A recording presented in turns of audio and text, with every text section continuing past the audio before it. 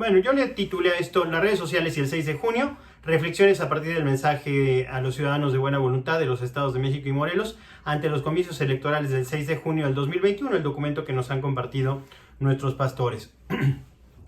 Simplemente redondeando, retomando las ideas que ya nos mencionaba Memo, nos quedan 4 días para la jornada electoral del 6 de junio del 2021, es la más grande en la historia de México y lo que va a estar en juego es la Cámara de Diputados, 15 gubernaturas y 30 congresos locales en más de 1,900 alcaldías. O sea, es una elección muy grande que deberá mover el mapa político del país. Y los escenarios que nos ha dicho Memo, pues esencialmente yo lo veo como 3 posibilidades, y ni siquiera posibilidades, ¿no? 2 opciones y algo que veo que va a acabar ocurriendo. Que gane el oficialismo la mayoría calificada en el Congreso y se lleve más gubernaturas que la oposición, en cuyo caso habrá la consolidación del proyecto de Andrés Manuel con el gobierno de un solo hombre. Segunda alternativa, que pierde el oficialismo la mayoría en el Congreso y pierda también la mayoría en los estados y municipios clave, un gobierno con contrapesos, representatividad social, freno al proyecto de la 4T, sería lo que pudiéramos ver en esos 2 escenarios.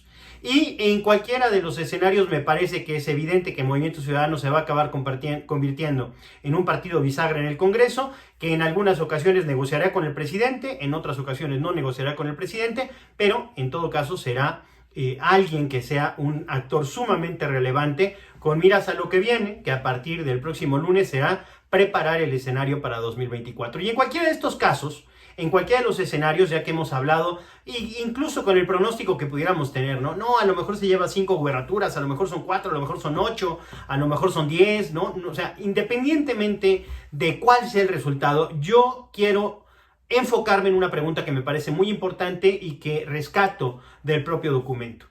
¿Cómo le hacemos para construir un México feliz, en donde exista la verdad, la reconciliación, la unidad y la paz? Porque al final esto tiene que ocurrir con cualquier gobierno. Nos gobierne quien nos gobierne, tenemos que lograr que este México exista. Y no podemos dejarle la responsabilidad de que exista o que no exista al gobierno, si no estaríamos rompiendo todos los principios en los cuales creemos, romperíamos un principio de solidaridad, no estaríamos creyendo en la subsidiariedad y tampoco creeríamos en la responsabilidad y la libertad de las personas. Entonces, ¿cómo le hacemos para que este México exista? Y creo que la respuesta nos la da el propio documento. No necesariamente así, pero sí en un gran concepto. Tenemos que ver más allá del 6 de junio. Y cuando hablo de ver más allá del 6 de junio, me refiero a tener una actitud y un estilo de vida permanente, porque si no, esto va a ser muy complicado. Miren, las elecciones son un examen, finalmente son un examen. Son un momento en el cual se ponen a prueba las fuerzas políticas, se ponen a prueba los candidatos, se ponen a prueba las campañas para ver quién logra tener la mejor calificación después de una elección. Es un examen más trascendente quizá en la mente de la gente cuando lo que estamos jugando es la presidencia, y es un examen menos trascendente en la mente de la gente cuando lo que estamos jugando son elecciones intermedias, gubernaturas, cambios de presidentes municipales, diputados, etc. Pero si bien el gobierno es calificado en una elección, también es cierto que la sociedad igualmente es calificada en una elección.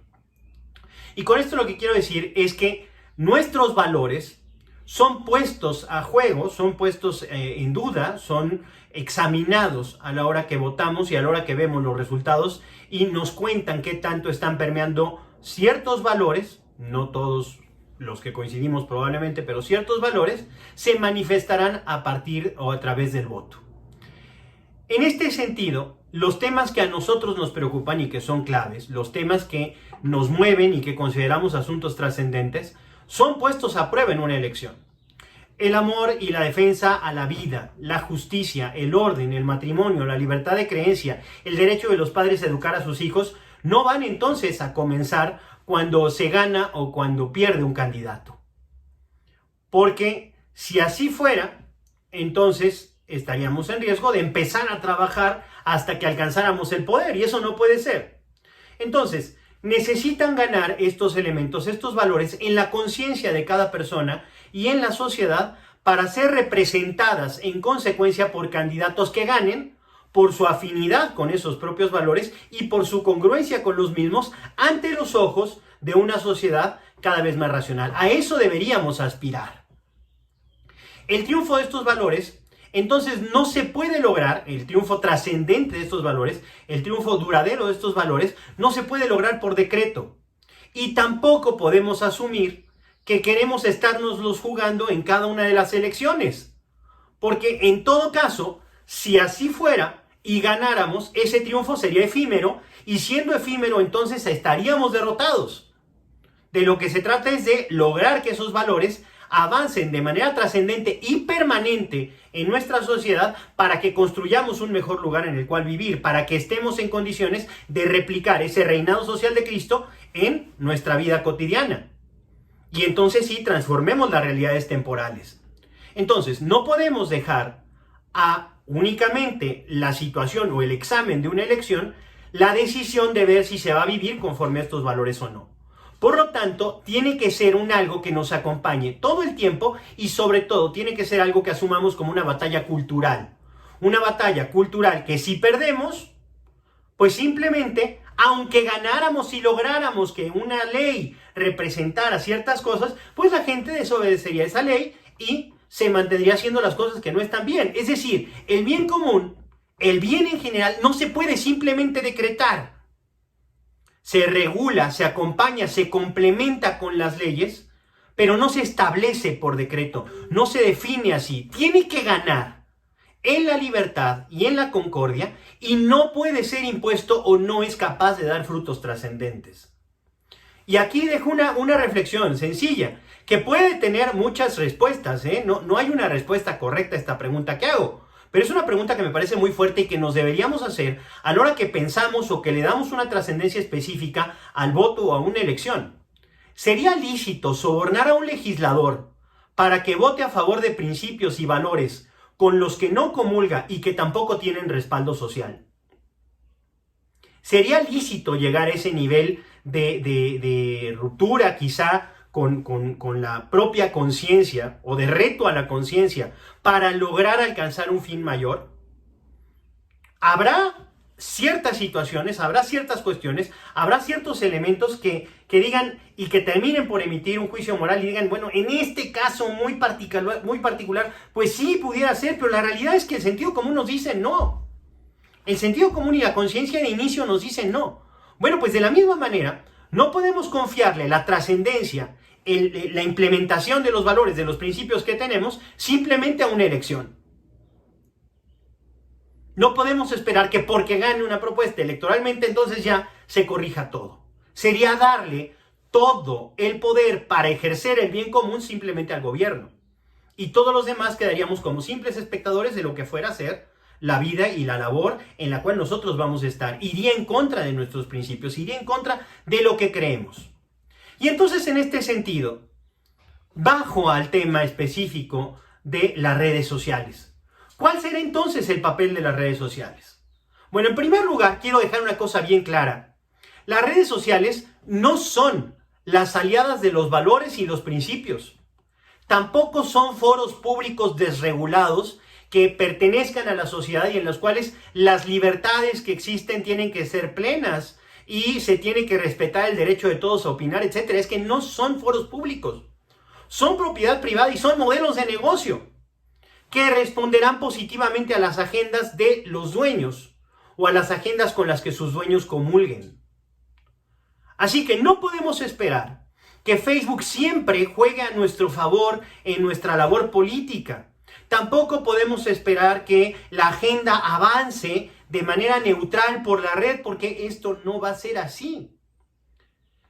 Y si bien las redes sociales no van a ser nuestras aliadas en ese sentido, tampoco podemos considerarlas un enemigo, porque simplemente, como lo dice el Papa Francisco, son recursos para conectarnos, pero que también tienen el riesgo de aislarnos.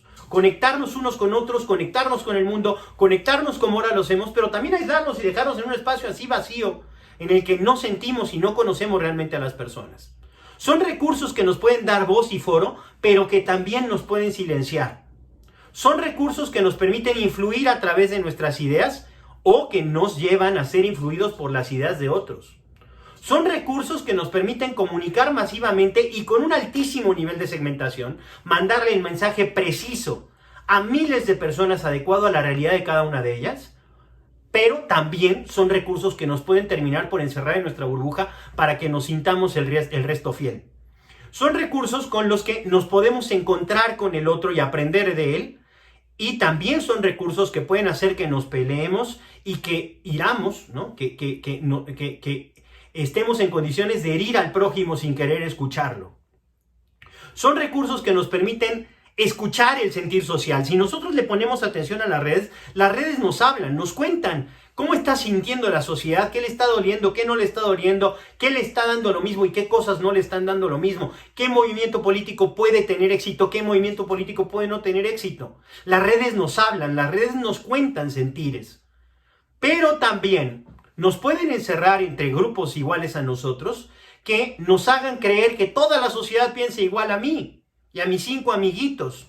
Y entonces pensemos que como las cosas no se están dando como yo lo estoy percibiendo en las redes, el mundo está loco. Siendo que los locos seríamos nosotros por no ser capaces de entender y de interpretar correctamente la realidad. Así que las redes sociales tienen un papel súper trascendente. Son muy importantes. Son los nuevos medios masivos de comunicación. Pero no son la panacea en la que hemos pensado que quizás se iban a convertir. No son los liberadores de la opresión del mundo, sino que más bien son instrumentos con los que unas y otras fuerzas van a jugar para impulsar sus agendas. Y entonces viene la pregunta, bueno, Héctor, ¿y entonces qué hacemos con las redes sociales? ¿Qué hacemos para aprovecharlas, para construir ese mundo mejor, ese México feliz del que nos has hablado, del que habla la Carta de los Obispos? Bueno, pues en primer lugar yo te diría que tienes que asumir que el tiempo para trabajar en ellas no es la época electoral. Por una sencilla razón, un like no es un voto. Aunque la gente llegue, participe, diga, etc., si no sale físicamente a la casilla, no cambia absolutamente nada si solo usas la red para actuar en tiempos electorales. Y además déjame decirte que las redes finalmente funcionan en términos de oferta y demanda, son mercados que tienen una audiencia específica de un tamaño determinado que no es capaz de absorber más información que la que puede absorber. Por lo tanto, solo va a poderle poner atención a ciertos mensajes, y si lo que tú haces es incrementar en millones de veces la cantidad de mensajes que la gente recibe, simplemente no vas a ser percibido y no vas a ser captado. Por eso hablar en la época electoral es tan mala idea para posicionar una idea, para posicionar un mensaje. Porque compites con muchos otros mensajes, compites con muchos otros presupuestos y tu posibilidad de influir cuando la gente no te pone atención es mucho más pequeñita. Te dejo un dato. Una interacción pagada con pauta durante el periodo no electoral te puede costar entre 5 y 10 centavos de peso. Una interacción en este momento, en la época electoral, te puede llegar a costar $1 o más de $1 dependiendo cómo hayas segmentado. Es decir, las campañas en las redes sociales se hacen hasta 10 o 20 veces más caras en época electoral. Si tú piensas que te tienes que activar en las redes sociales solamente en época de elecciones, estás muy equivocado. Justamente cuando hay que activarse es en la época en la que no hay elecciones. Porque es cuando el mercado está más fresco y más abierto para escuchar y es cuando puedes influir correctamente en la percepción de las personas para lograr modificar los comportamientos culturales. Entonces, ese es un primer punto. Segundo lugar, no subestimes a las redes, no pienses que no sirven y tampoco las sobrevalores. No son la panacea, son, como lo dije, un complemento y sirven para lo que sirven. Posicionar ideas, influir, escuchar, evaluar la realidad social. Pero no sirven para lograr un cambio social absolutamente profundo. No sirven para ganar una elección en los últimos días de la elección. Sirven para generar conciencia, sirven para levantar temas, sirven para generar preocupaciones, sirven para crear tendencias. En tercer lugar, tenemos que usarlas con prudencia, con autenticidad y con consistencia. Con prudencia, porque hay que saber cuándo hablar y hay que saber cuándo callar. Hay que saber cuándo publicar y hay que saber cuándo no publicar. Y hay que usarlas con autenticidad porque ¿cuántas veces hemos visto que le ponen una campaña a un político diciéndole siempre hay un tuit? Porque en algún momento dijo una cosa y después dijo otra. Hay que hablarlas con autenticidad, hay que usarlas con autenticidad. Y en tercer lugar hay que usarlas con consistencia. Cuando vamos a entrar en las redes sociales, estamos ejerciendo un papel de liderazgo. Y el papel de liderazgo no se puede tomar a veces y a veces no. Siempre se es líder y siempre se tiene que estar poniendo la cara, porque el que se mueve, ya lo han dicho muchos, no sale en la foto. Así que las redes sociales se utilizan con consistencia, no pueden ser esfuerzos efímeros. En cuarto lugar, hay que aprender a influir en ellas. Es tiempo, ojo con lo que voy a decir, es tiempo de audiencias más que de contenidos. Es tiempo de generar canales que agrupen mucha gente, más que de pensar en un contenido que va a fluir extrañamente por algo que se llama viralidad por la red, porque eso no pasa. Lo que pasa es que los contenidos pueden tener más éxito cuando son compartidos con personas similares, en grupos similares, que mientras más grandes son, más posibilidades tienen de viralizar un contenido. Por lo tanto, el foco lo tendríamos que tener en juntar audiencias y no en producir contenidos. Y estas audiencias tienen que funcionar en torno a unir ideas, valores y principios. Por lo tanto, toda buena estrategia de redes sociales tiene que partir de una agenda. El siguiente punto es, hay que entender su papel en la construcción de percepción. Porque en política percepción es realidad. Y la percepción se construye, y lo sabe muy bien Andrés Manuel, se construye todos los días. Por lo tanto, las redes sociales tienen que estar mandando nuestro mensaje, tratar de persuadir a nuestro público todos los días. Hay que asumirles entonces como un mecanismo capaz de modificar la cultura, para bien y para mal.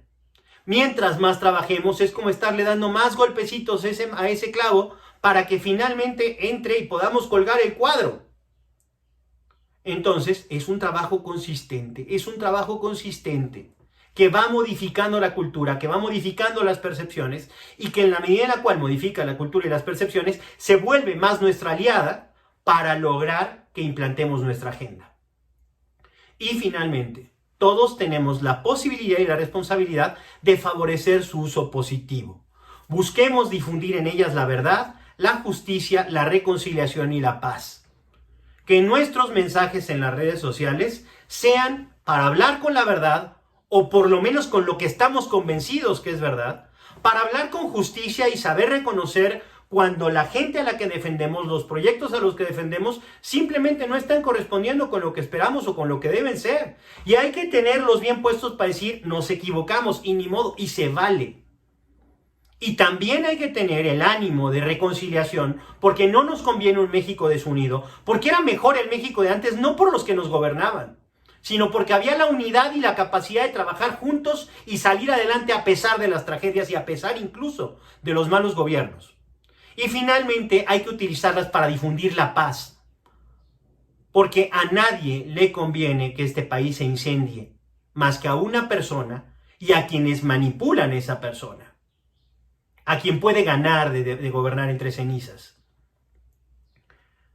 Hasta aquí muy bien, pero quizá es demasiado trascendente, quizá es demasiado bonito, ¿no? Bueno, y entonces de aquí al 6 de junio, ¿qué hacemos, Héctor? Ya, o sea, está bien, ya entendimos el papel trascendente de las redes, pero de aquí al 6 de junio, ¿qué? Bueno, a ver, simple y sencillamente yo te diría, en estos 4 días, 1, acuérdate que hoy en la noche empieza la veda electoral y ya no puedes hacer campaña e invitar al voto por ningún candidato. Pero lo que sí puedes hacer es invitar a votar y participar como ciudadano, porque es nuestro deber y es nuestro derecho. Así que hay que mandar el mensaje en las redes de hablarle a la gente de lo importante que es que vote en familia y haga que este sea un ejercicio digno de México. Número 2, ayuda a la gente a no olvidar nuestra historia y a reflexionar su voto. Nosotros queremos que ese voto, gane quien gane, haya sido un voto libre, razonado y responsable, un voto alineado a nuestra conciencia. Así que háblale a la conciencia de la gente. Oye, vas a ir a votar, ¿ya pensaste qué vas a hacer? ¿Estás mejor hoy que como estabas en el 2018? ¿Va a estar mejor México con la decisión que vas a tomar? Y si la respuesta es sí, órale, vota por quien quieras. Ayudemos a la gente a reflexionar en su voto y en la trascendencia de la decisión que va a tomar. Tercero, importantísimo, por favor, no difundamos noticias falsas, o por lo menos no lo hagamos a propósito. Es bien difícil identificar una noticia falsa hoy en día. Se está perfeccionando el arte de la fake news, pero es nuestra obligación revisar antes de subir algo que sea cierto, 1. Y 2, si ya subí algo que es erróneo, bájalo. Si es falso, bájalo. ¿Para qué lo dejas haciendo ruido? Eso por una parte. Y 2, no vayas a caer en la tentación de adelantar resultados. A las 3 de la tarde ya ganó el candidato tal. No, eso no está bien, eso no es cierto, eso solo confunde. Igual que nos molesta que los candidatos salgan y se digan ganadores a las 11 de la noche, cuando el conteo va en el 20% o en el 30%, igual nos tiene que molestar que nosotros mismos estemos diciendo ya ganamos cuando todavía no tenemos resultados. Utilicen las redes y esto es algo que va a pasar. Va a haber muchas páginas que pongan, hey, mándanos un inbox con la información que tienes de la observación que estás haciendo en las elecciones. Bueno, pues tomemos fotos, tomemos evidencia, subámoslo a las redes, compartamos sobre todo aquello que es evidentemente malo. Pero ojo, no sembremos un ambiente de desconfianza sobre el proceso electoral. Y ayuda a hacer conciencia de que México va a seguir adelante a pesar de cualquier resultado. Llama a la unidad en medio de la división. Distingámonos por eso. Así como se decía hace muchos años, en tiempos de los apóstoles, mirad cómo se aman, de nosotros también en nuestras redes se tiene que decir, mira, habla con fuerza, habla con justicia, habla con verdad, pero ama a México y ama a los mexicanos. Y estas recomendaciones que te estoy dando, que son de aquí al 6, pues lo que te pido es, así como en AAA, pues un día a la vez. Vuélvelo a hacer el 7 de junio, vuélvelo a hacer el 8 de junio, síguelo haciendo en adelante porque esta batalla, lo que está pasando con México, es una batalla de resistencia y lo que está en juego es mucho, muchísimo y es sumamente trascendente.